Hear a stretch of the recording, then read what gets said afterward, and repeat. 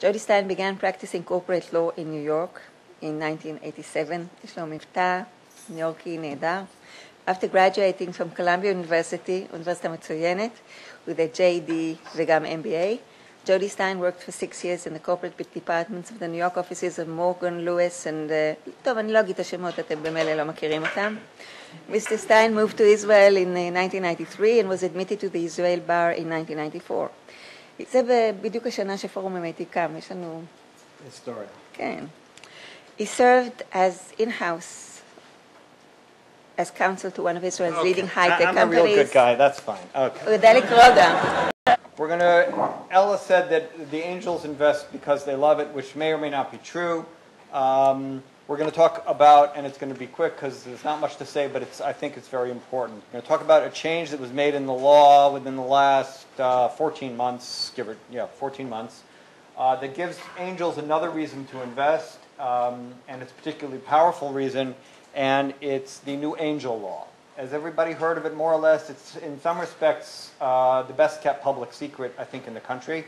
And it's very significant. And even if you're not an angel, or particularly if you're not an angel, but you're talking to people who could be investing or want to invest, it is a powerful tool of convince people to invest. And we'll talk about it. It's called Chok HaAngelim. It was passed in 2011. And I'm going to give you the one sentence in the law, and then we're going to go through several of the criteria that are required and that make it a little bit challenging, but very worthwhile. So, it's Sif Esrim Bet, Al-Af Hamur B'chol Din, Schum Hashka'a Mizaka B'manayot Shel Chavrat Matara, Ad Gvul 5 million Shkalim Chadashim, יותר ליחיד ניכוי מכלל הכנסתו בשנת המס במשך תקופת ההטבה. In one sentence, what this means is that if I had income, I had a job, I made $100 this year, and I should pay 50% tax, give or take, on my $100 in income, and I take that $100 and I invest it into a startup that satisfies the criteria that we'll talk about, I can deduct the sum of my investment from my taxable income. That means that if I invest $100, effectively I'm only paying $50 in the investment because I'm getting a savings on my tax bill of $50. That means I'm either investing twice as much money as I would have, I'm investing at half the value that I would have without this benefit. As far as I know, it's the only country in the world that has this incredible stimulus for startup investing. And we'll talk now about the criteria, but it's very cool. Here we go. So the criteria are,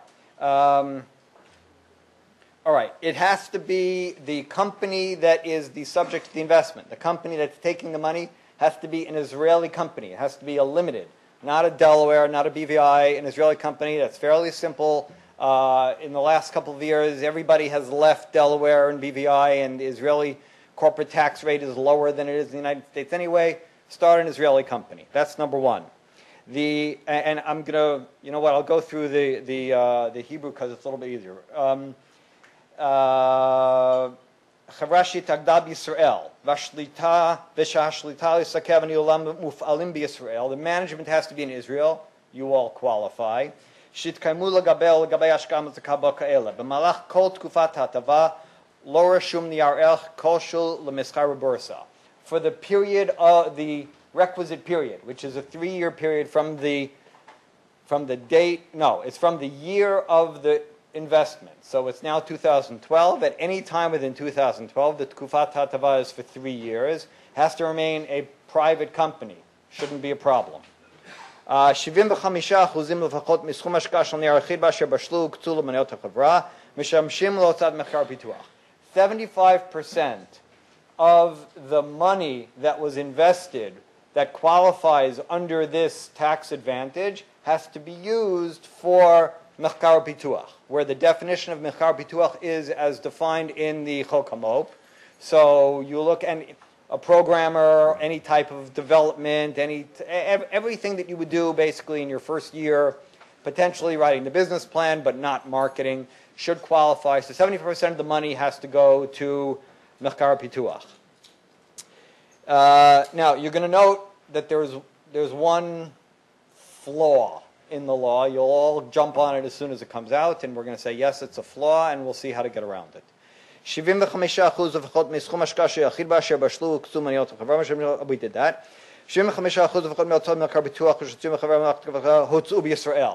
The 75% of the money that was invested has to be expended in Israel. Shouldn't be a problem. All your programmers, all your, I don't know, development environments, your basic servers, your software, your hardware, all qualify, and that should not be a problem either. Okay, so we're getting to the issues. And here we go. Hein b'shana sheba shulam schum ha'ashka'ah mzaka. V'hein b'shana she'achareh lo alu, should be ayin instead of aleph. Hachnasotah shel chavra al 50% מסכום הוצאות מחקר ופיתוח. Okay, here we go. During the year of the investment and the year following the investment, the revenues of the company cannot exceed 50% above the invested amount. And you're all going to say, that's ridiculous. Why would anybody want to limit the revenues that I have? So I'll tell you what we heard from the Knesset representative who came to talk to us. They wanted it to be really, really startup companies, not companies that are marketing companies. And therefore they said, we want you to spend a lot of the money. You know what? He didn't have a good explanation for it either. It's a stupid rule. It's just ridiculous, but there's a way around it. If you think about it, the year is defined as the calendar year during which the investment is made. So it's now July. If the investor invests in December, then 2012 is year one. And if you read it carefully, hein b'shana shebo shulam schum, and the year after, you can't really have revenues. But that's not such a big deal. If 2012 is almost over, you look backwards, that counts for 1 year. 2013, so you don't have revenues during 2013 and you still qualify. And we'll get to the even better pitaron after we go through the criteria. But yes, that's the silly flaw. The representative of the Knesset who came to us said they're working on fixing it. We'll see what happens.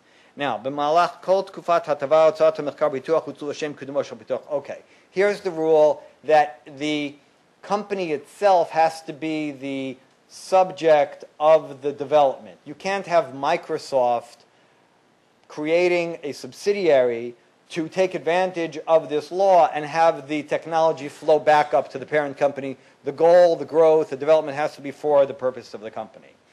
And עד לשנת המס שבה יתקיים התנאי האמור בפסקה 2, כל 5 שנות המס, הוצאה מקור ביטוח מהווה 70% לפחות.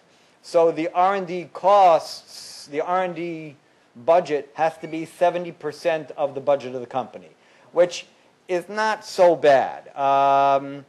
That essentially means for the year and the year after the investment, you need 70% of the budget to be on R&D. Most startup companies, most garage operations can probably sustain that under the definition of the Chok HaMop. So we're really left with one problem in terms of continued compliance and qualification with the tax benefits. Let's just get to some of the benefits, and you'll see that they're very significant. That's qualified companies. All right. Now, the investor, it has to be a person. It can't be Intel investing in your startup. It has to be my mother investing in your startup or a privately held company investing in your startup. Mas הכנסה came out with an announcement that they will allow limited partnerships established and that qualify for the various rules that they've put out or that they are putting out to invest on behalf of their individual limited partners. And we'll get to in a second what we're doing with that. But it really is geared for the individual angel investor, and the investor has to invest in equity. You can't do a capital loan. You can't do a shareholder's loan. It has to be money that goes in not going to be repaid, 4 shares. Okay. Now, the person has to hold, the angel has to hold the shares for 3 years and has to be a private company for those 3 years. And there is basically no limit on the amount of the investment. It's each angel can invest a maximum of 5 million in each company. Now, it's 5 million shekel. That's probably more than you're going to get from angels in general, and it's certainly more than any one angel, to my experience, is going to invest in any single company. So if I have 100 million shekel, I can invest 5 million in each of 20 startups and still qualify for the tax benefits. So that's and I have to hold the shares for 3 years. Not usually a problem. Exits within 3 years, maybe the IO is an exception, but in general, 3 years is well within the time frame. Okay, and let's talk about the very significant benefits. The investor can deduct the amount of his investment from any of his taxable income categories in any year or in any combination of the 3 years. So if I have ordinary income, taxed at 50%, this year I had none, but next year I'm going to have some, I can say I'm not taking my deduction this year. I'll take my deduction next year because I'll have ordinary income. I'll say, you know what, I don't have enough ordinary income. I'll take a little bit of ordinary income deduction and a little bit of dividend income deduction or capital gain deduction. Of course, the most beneficial would be ordinary income because it has the highest rate. And the flexibility in the timing and categorization of the deductions is really a gift to investors. You can take it now, take it later, take it in different parts, in different categories. They were very, very flexible. The half a downside, which is not really a downside, is that if I invested in a startup at $5 a share, and I bought 100 shares, so I invested $500 at $5 a share, I deducted my entire investment from my income. Next year, 3 years from now, I sell, the company goes public, there's an exit, Cisco buys you at $10 a share. My taxable basis on this share is 0. So I pay capital gains tax on the entire $10 amount that I received, which is really not so bad because you brought your basis, your tax basis down. We can explain what that is later. We brought your tax basis down on year 1. You got the money in your pocket. There's no reason why you should be able to take that basis back again on the sale. So I don't think that's a downside at all. Some people got all spooked about that. Your basis is 0. Wait for the exit and pay capital gains tax. In any case, you've gained the money in your pocket. Okay. Now, a couple of weirdo things that some I can explain and some I can't explain. Mas Haknasa decided that, the Mechokek decided that the rules of Chok HaMop in terms of what is R&D costs will carry the day in terms of the benefit. And therefore they said, we at Mas Haknasa don't understand Chok HaMop, but we're going to put it into the hands of the Madan Rashi. Now, that means in the same way that you would submit your annual doch to Madan Rashi if you got a Madan Rashi grant, you have to submit your doch to Madan Rashi. It doesn't mean that you're under the Chok HaMop for purposes of all the restrictions and sales out of the country and times 6 for penalties and stuff like that. It just means you have to do the reporting to the Madan Rashi. One other thing that no one can explain, and we talked to the Madan Rashi, we talked to Amos Efrati about this, and the Madan Rashi has taken a stance that qualification under Chok HaMop means you have to pass their B'dika, which means you have to go in front of a bodek. It doesn't say that anywhere in the law. It doesn't say it anywhere in Mas Haknasa, but the Madan Rashi has decided that you have to have the chidush technology that they demand. Don't know why, don't know where they got it from. I bet if we took it to court, it wouldn't pass, but this is what they've decided. Okay, so you do need reporting. Okay, so let's talk about a couple of scenarios. Let's say you qualify, you take money from an angel. I took $100 of money from an angel today. He deducted it from his taxes today. He essentially doubled his money he halved his valuation or double the amount of his investment after net of tax. And then a year from now, you say, what can I do? I have so many opportunities for sales. People are banging down my door. I'm going to sell. And you go out, you gain revenue, you sell $8 million in products. Presto, you've fallen out of compliance with the Chok Angelim. So Mas הכנסה said, wow, that's terrible. We're going to take the money back that the investor invested on day one, and he took the deduction. We're going to take it back, and all kinds of rebit and hatzmadah things. That may or may not be true. We'll see what happens. That hasn't happened yet. The law is too new. Our investor clients came to us and said, well, what do we do then? That's totally not fair. I invested on a net basis at a $2 million valuation, but it worked out that I really got in at a $1 million valuation because I lost my tax benefit. So what we've done is we created a preferred share where they invest and they get a special type of preferred share, which says so long as the company retains its compliance with the Chok Angelim, great, I got one share, paid my $5. If for a wonderful reason or some other reason you lost compliance with the Chok Angelim, no problem, just double my share into 2 shares to compensate me for the valuation or the net basis that I got. Or if I no longer believe in your company, then pay me the cash. Now, the only reason, or one of the only reasons we can think of that someone would come out of compliance with this is because things were great. I wanted to go public. Or my revenues exceeded this 50% thing, in which case most investors will probably say, you know what, just give me the extra share. It's worth it for me to deal with Mas הכנסה and their demands for my tax deduction back because I like this company. You've got revenues already and I'm enjoying it. Just give me the extra share and gross me up for the tax loss. That is in quick what this law is about.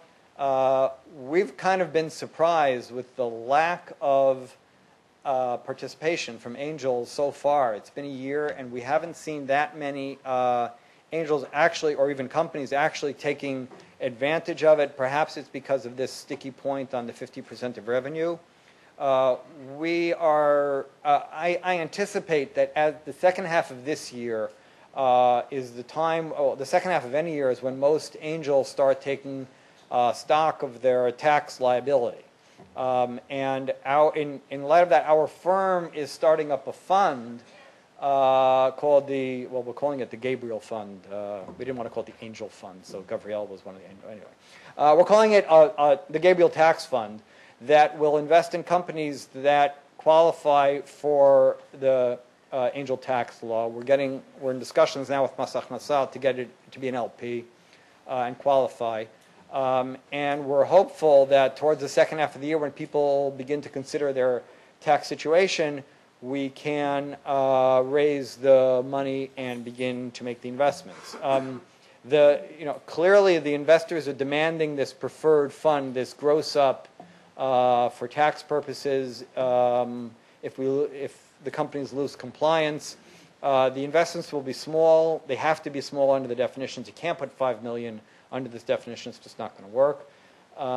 And that's what we're doing. We look forward to hopefully more excitement under it. Yeah. Does the company need to get approval for the chief scientist before the investor can write it off, or you just do it and then when you do the tax return you claim it, that's it? Right. So you need, at the time of or during the year of the investment, you need to submit your papers to the chief scientist. The company needs to submit. Big deal. You submit your papers. The chief scientist is not backlogged with these applications. They've promised us they'll deal with it very quickly. And then the company needs to monitor its own compliance, or hopefully if this fund gets set up, we will monitor on behalf of the investor through the 3-year period of the investment. Excuse me? As I said, the Madana Rashi thinks that they're convinced and they are acting that they have to be that their bodek has to come and prove inyan hamtzaati or chidush technology. It's not in the law, it's not anywhere, but that's what they're doing. I don't know what to say about that. It's just weird. Yeah. But is there like a pre-ruling process? No, no. Apply to? Oh, You to come who? the- To the Madan Rashi? What do? You say, I want to get the confirmation for future investment? That's how it works? Well, I wouldn't do it unless you had an investor who wanted it. As soon as you have an investor who wants it, you go, you submit your papers. It's a quick process. But they are willing to take it? So you say, I'm doing it for an investment purposes, I need your approval, and they have a Yes, process for that? yes, there's a process for it. We sat with Safrati. Yes, it's there. They know about it. They're working on it. They've done a couple of companies. They just haven't done a lot. And the company gets like a paper they can give to the investor and you can deduct it? I don't know if there's a piece of paper. I didn't see a certificate hanging on the wall. I have no idea what it is, but yeah, you deduct it.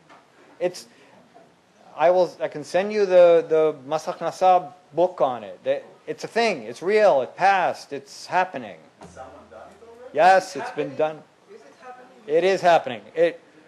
How many people you know? All right. So how many people? As of March, 3 companies had gone through the process. But it's Gone new. through the process. Have gone through the process. They were in the process of getting it through the Madan Rashi, but it is happening. But you're right. This is not caught fire yet. Nobody has yet deducted investment out of his tax report. I didn't track the investors. Yeah. But if no one has yet done it, that doesn't mean it can't be done. It can be done. Deduct it. Let them come after you. I mean, it's in the law. Yeah. 2 questions. What if I'm not an investor? What if I'm the founder of the company and Right. I put in money? Nope. I'm not. Nope. No, you can't put money into your kid's company. Or into my own company. I'm developing in the gym or something. You can't do that. It has to be. You have to have. It has to be not in your own family. In your immediate family. Okay. And the second question: what if it's given as a loan? Halvat? No, it has to be minayot. It has to be for equity. Okay. That's it. Good luck.